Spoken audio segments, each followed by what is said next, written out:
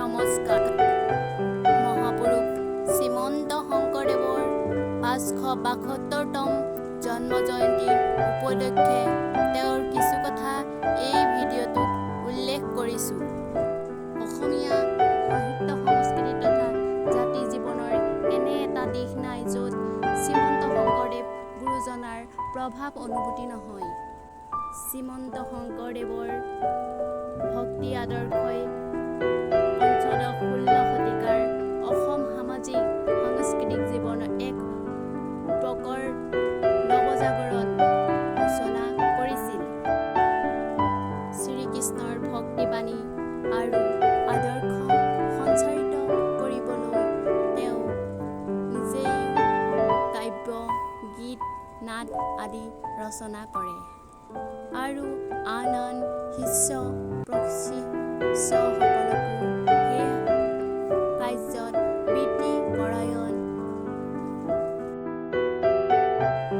১৪৪৯ চনত মহাপুৰুষ শংকৰদেৱৰ নগাঁৱৰ আলিপুখুৰী নামে ঠাইত জন্মগ্ৰহণ কৰে।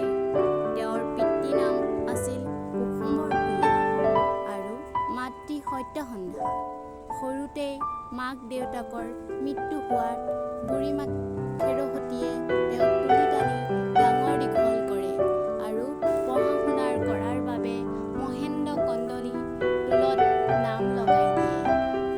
শিশুকালৰে পৰা শংকৰদেৱ বহুতো অসাধাৰণ কাম কৰি সকলোকে চমক খুৱাইছিল। ক ফলা শিকিয়েই তেওঁ কৰতল কমলদল নয়ন কবিতাটি ৰচনা কৰিছিল।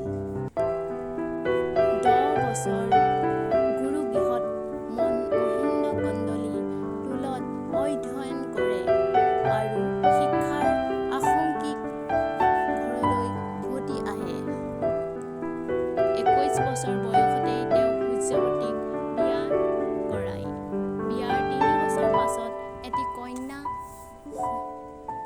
মীনু সন্তানৰ জন্ম দিয়ে।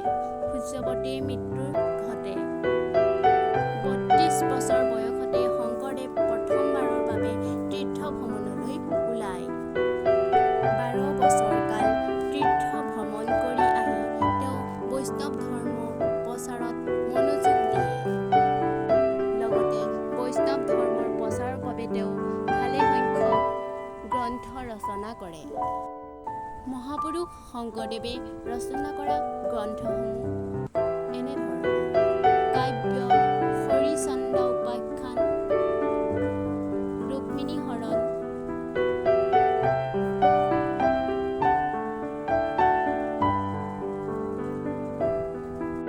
শংকৰদেৱে ৰচনা কৰা গ্ৰন্থসমূহ এনেধৰণৰ: কাব্য হৰিচন্দ্ৰ উপাখ্যান, ৰুক্মিণী হৰণ, কাব্য বলি চলন, অমিত মন্থন, অজামিলন, উপাখ্যান কুৰুক্ষেত্ৰ,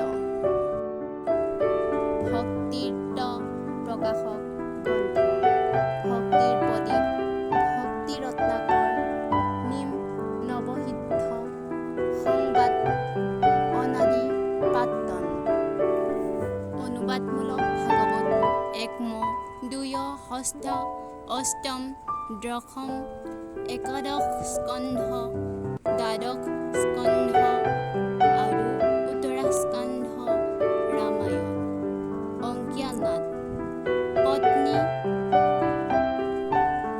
প্ৰসাদ, কালিয়াদমন, কেলি গোপাল, ৰুক্মিণী হৰণ, পাৰিজাত হৰণ, ৰামায়ণ বিজয়, গীত, বৰগীত, ভটিমা,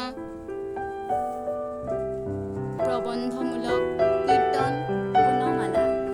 শংকৰদেৱৰ আধ্যাত্মিক তথা ভক্তিমূলক ৰচনাৰ জৰিয়তে অসমীয়া সাহিত্যৰ বৰ্গৰ শুৱনি কৰাত, লগতে ৰচনাৰাজি সৃষ্টিৰ অন্তৰালত নিহিত হৈ থকাৰ ভক্তি আদৰ্শৰ প্ৰচাৰ আৰু প্ৰসাৰৰ ক্ষেত্ৰত ই অধিক ফলপ্ৰসূ আৰু সুদূৰ প্ৰসাৰীত প্ৰভাৱ বিস্তাৰ কৰিবলৈ সক্ষম হৈছে। বন্ধুসকল, ভিডিঅ'টোৰ কথাখিনি যদি অলপ হ'লেও শ্বেয়াৰ